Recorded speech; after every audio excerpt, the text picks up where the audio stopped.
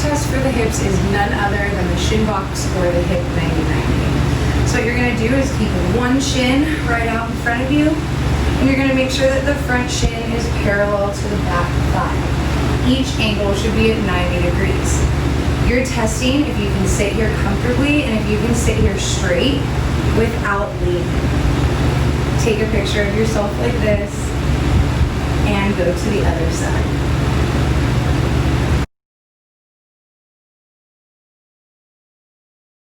Start off by balancing on one leg. Keep your core engaged, squeeze tight, and lift the opposite leg to 90 degrees. Begin to externally rotate. Remember that this is a ball and socket joint. It loves rotation.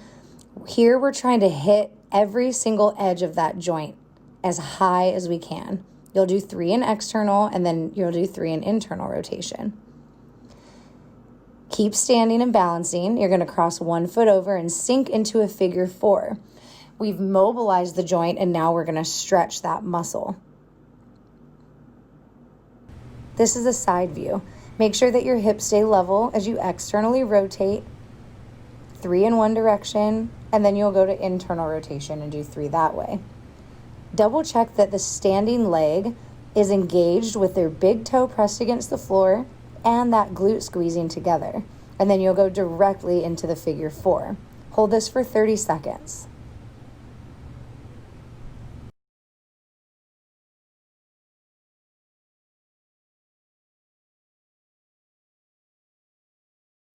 Start by curling your toes under.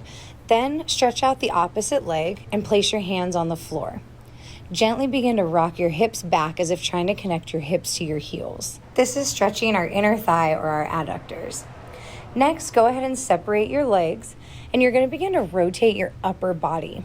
This is a chance for us to work on engaging our core with pelvic stability while rotating our spine. With each rotation, reach up to that ceiling.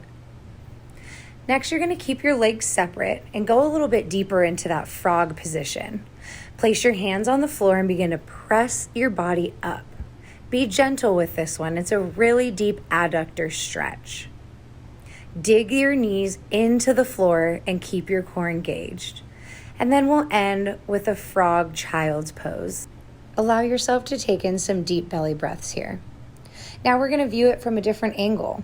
Same exact thing. We're rocking our hips back, stretching those inner thighs. Here's the frog leg pose again, rotating and reaching up through our spine, twisting up to the ceiling and keeping our core engaged. Keep those legs separated into the frog position. And now we're going to do some press-ups for our low back and our inner thighs, digging those knees into the floor. And finally, we'll push our hips back and end in a frog leg child's pose.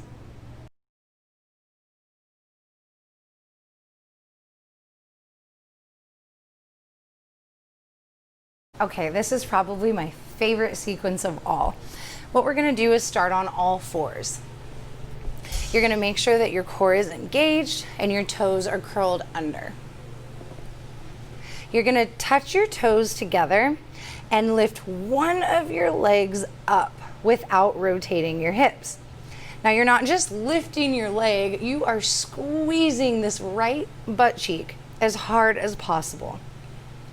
Holding here, if you feel stable, I'd like you to take your left arm and reach out in front of you. You're squeezing your glutes, squeezing your core, and your goal is to hold this for 20 seconds. Once the 20 seconds is up, you're gonna come up into a single leg plank and bring the right knee as high as you can, coming into a hollow body single leg plank.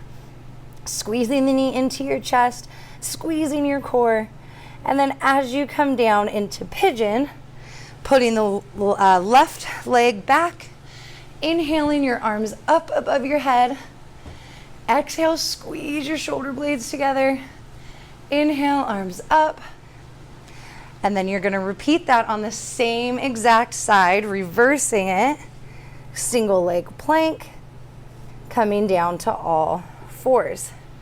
Repeat on each side 3 times and then switch to the other side.